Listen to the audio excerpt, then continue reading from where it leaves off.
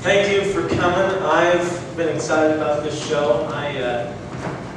Chris got hold of me a couple weeks ago about it. He said, "Hey, how'd you like to open for Rich Reagan's? You'd be the featured do about 15 minutes. We're going to charge $10 at the door. How's it sound?" I said, "All right. What's it pay?" He said, "Pay? Well,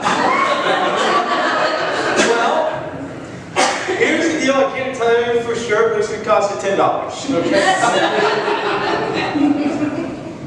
No, but this is my favorite club. I love doing shows that are ran by comedians, and here is pretty close.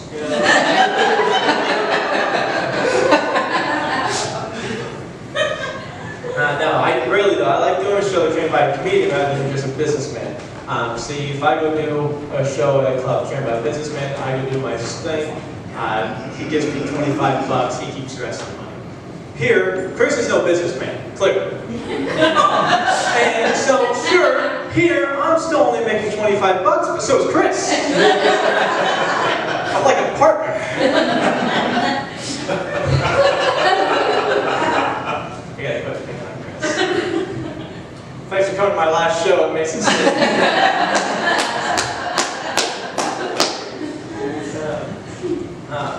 It's nice in here. Thank God for air conditioning, right? It's rough. It's the humidity that does it. It is. I saw the weatherman said that the humidity a couple weeks ago was at 100%. It's not air anymore. It's fucking water. So humid, my AC broke down. My goldfish ran away.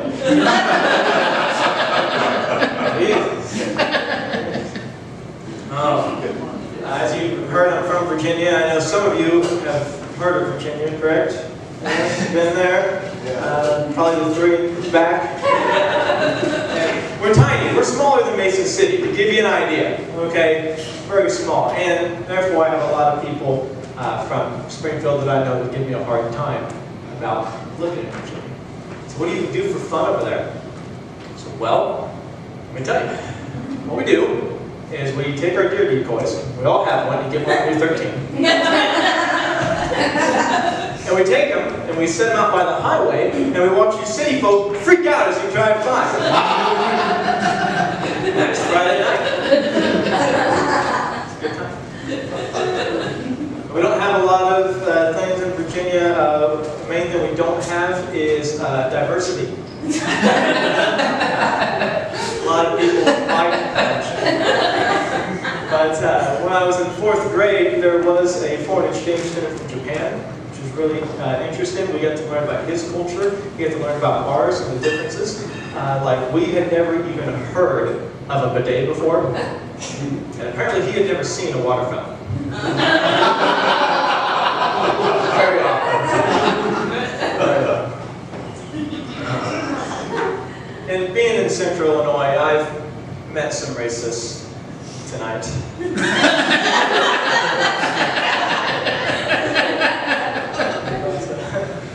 Now, I had a friend who started to show some racist tendencies, kind of wigging me out a little bit. He told me he thinks what's wrong with the country is all the black gangs. I was like, ooh, hold on. First off, that's not what's wrong with the country. Second, it's not like only black people have gangs.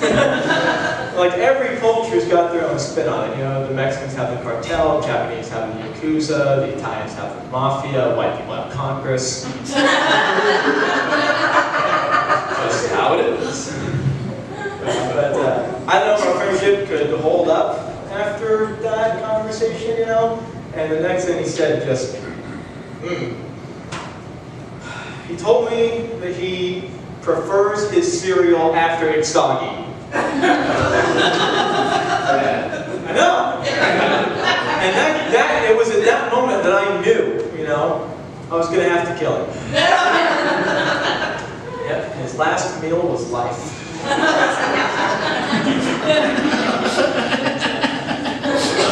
I was a little nervous because, I've never killed a man. But I'm pretty sure it's a lot like killing a woman, so. Glad you laughed at that. Okay, because here's the thing, that's a risky joke. That joke doesn't work everywhere. It didn't work the last time I told it. I was doing this charity event at the battered women's shelter. Oh. Let me tell you, those pictures have no sense of humor. And there's a lady right up front in my hypothetical story. And she was mad. Okay, and she told me that I was being sexist and I was hurting the women's movement, and yada yada. So, ooh, hold on, she's bad. Okay, I'm a comedian, I'm not trying to do any of that, I'm only trying to make you laugh. I'm here to tell jokes. Nothing that I say, on or off stage, should be taken very seriously. Help me out here, people, you've known me for a little while now. Clearly, I'm not sexist. She was just being a woman.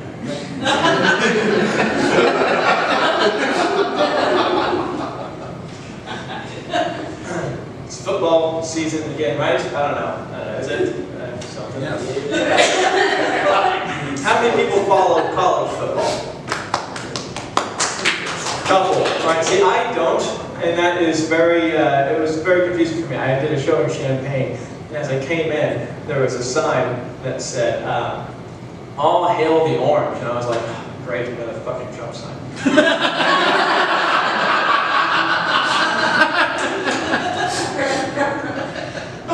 Tell you a little bit about myself. I'm a middle child. I have 2 older sisters and 2 younger brothers. I have 1 sister who's here now. And anybody else here a middle child? No. Well, let me tell you something, okay? Middle child syndrome is real. Okay? I'll tell you how I knew for a fact it was. I asked my mom one time, I said, "Hey, Mom, when did I take my first steps?" She goes, "You know, look, I don't remember the exact date, okay? I do remember it was on your first birthday." Yeah, thanks, Mom. When I turned 26, my dad came up to me and told me that he'd always hoped to raise a son to be a better man than him. And he felt as though he'd accomplished that. He gave me a big hug, and he told me how proud he was of my little brother.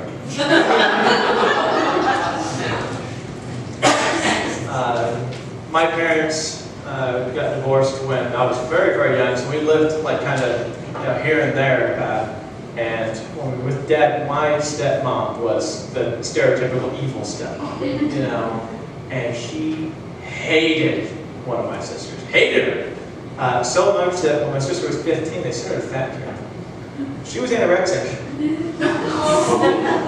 Hated her. No. The sister that's here with us tonight, if you are leaving at the same time as her, rethink that. Not a good driver.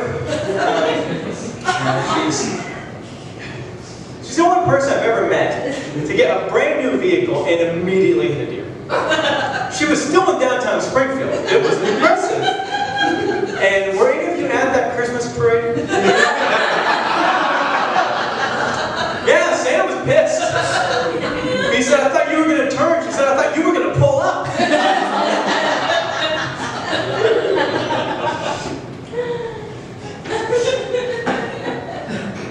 I have 3 kids myself, a Corgi, a Pit Bull, and a Saint Bernard. No, I love them like they're children. You know, and by that, of course, I mean I love them about half the time. The Pit Bull is the one that kind of freaks people out. She's a good dog, but it's just the breed thing, you know? And a friend of mine said, "Look, I can't bring my kid over to your house anymore because of the dog." I was like, "Dude, my dog has never bitten anybody." Your kid, on the other hand, has been going through a biting phase for like 3 years. He's 13, he needs put down. Hey.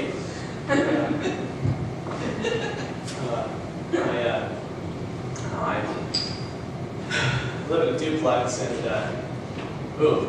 kept me up last night. The people next door, they were fighting, and I guess the guy cheated on the girl, and he left, and she was crying, and I can't stand to hear a woman cry.